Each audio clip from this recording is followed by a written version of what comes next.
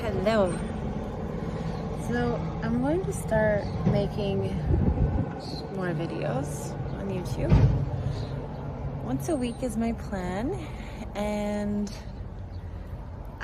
just kind of share interesting stories and facts. So this video, in honor of Pride Month this month, is going to be called How to Be Gay in China.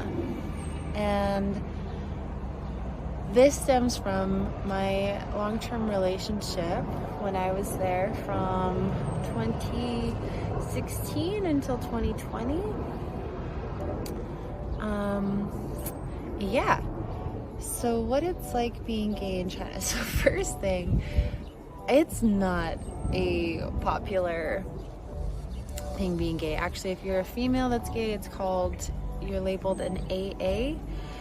And actually, a lot of gay couples will marry someone of the opposite gender just to make their family happy. So a gay couple of men will marry a lesbian couple so that their families are happy, and they'll pretend to be a happy couple with the opposite partner and then lead a secret life.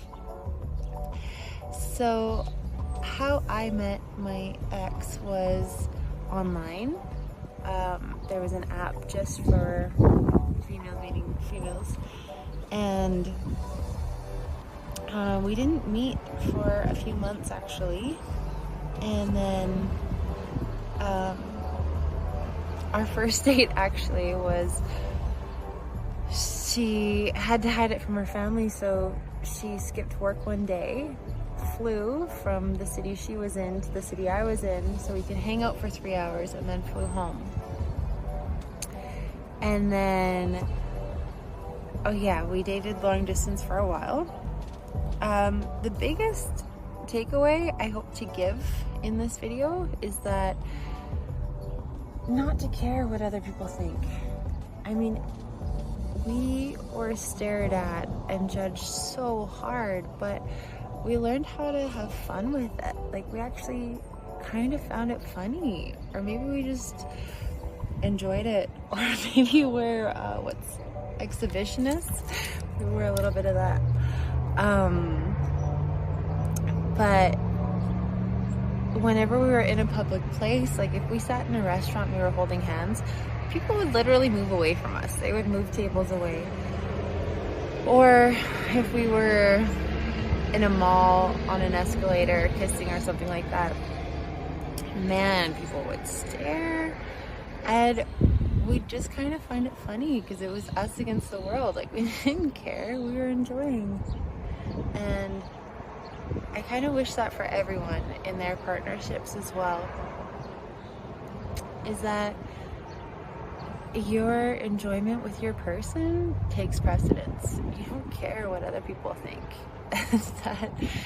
that is so secondary, because if your relationship is not the priority and you're more concerned about everyone around, not going to be living your authentic truth, that is your person. That should be your best friend. And anyways, I ended up moving to the city that she lived in, and we did keep things private when we were around her family or like her kids' school, because we didn't want to make it difficult for the little one. And honestly, to this day, I don't even know if she would have any idea or no. I guess I'll get into the personal details.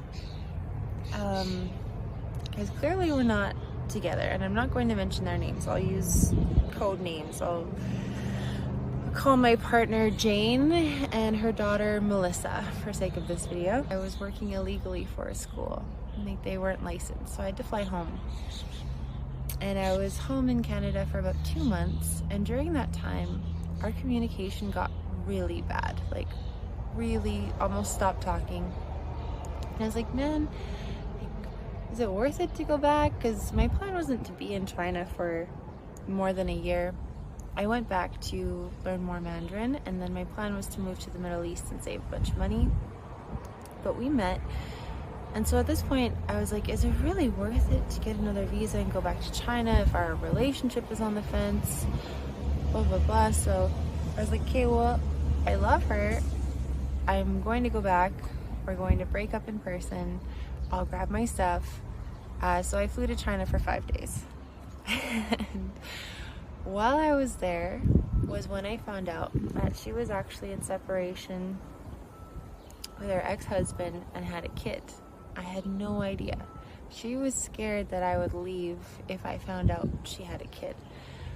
The truth was, as soon as I saw a picture of her, I fell in love. I've never... Both of them. I mean, meeting her online and then meeting the little one. Seeing her at first glance was something I'll never forget. So she told me that. I called my friends and they're like, you can't be serious. Like, you need to come home. She's been lying to you. You can't possibly stay. And I was like, actually, it makes me love her even more.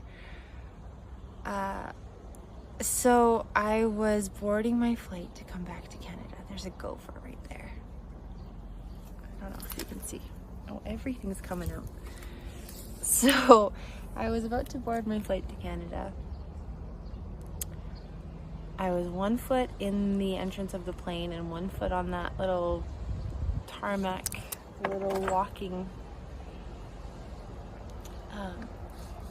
plate. And I was like, I can't do this. And the pilot or air stewardess was like, what's wrong? And I was like, I just don't feel good. And they're like, if you don't feel good, you can't get on. And I was like, okay. So I stayed in China. That's a story for another day, but that was the start of us really pursuing things there.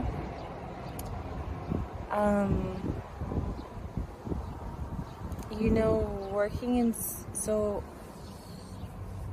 the next year I started working at a different school in her city, a school that we were hoping would benefit the little one later on.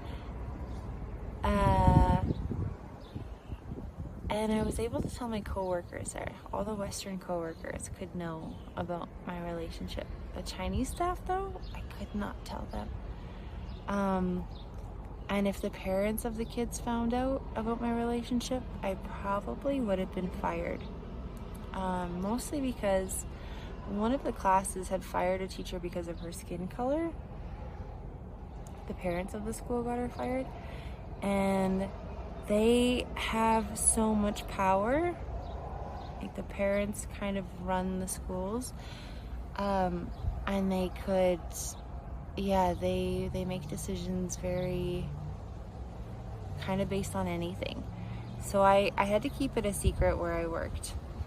And then Jane and telling her family, that was a big decision too, because her family knew she was hanging out with me, but the day I remember how she told her mom was, she just said, I'm seeing someone.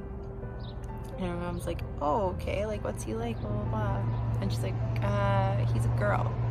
And her mom just went silent and had nothing to say for a little bit. And then her mom got really mad. She's like, you can't see her anymore. You need to stop. Like, she just got really scared, to be honest. And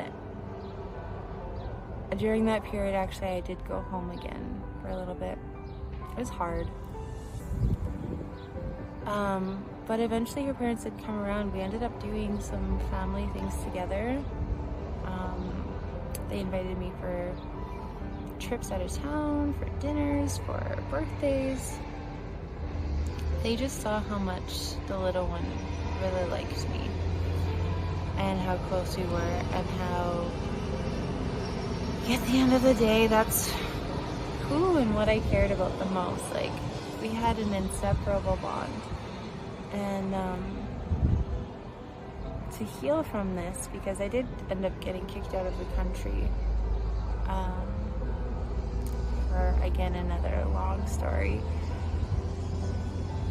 Essentially, the school I was working for, the parents have lots of push.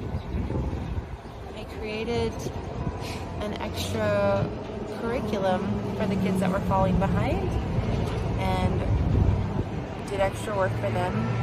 And the parents of the classes where the kids were doing really good really resented me for it and ended up getting me fired. They tried for months to find a reason to get me fired and they couldn't.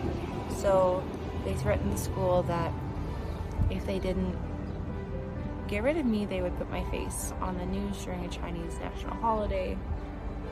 And yeah, essentially I stayed in my house for 3 months, waiting to have to go. I did travel. I got to go to Japan, Cambodia, and some other places.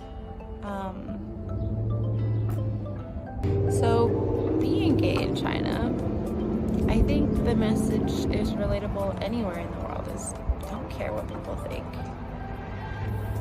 And I wouldn't even say I'm fully gay. My partner and I had an agreement where we could still see men, just not other females. And we were quite open, I guess. Very unconditionally loving. But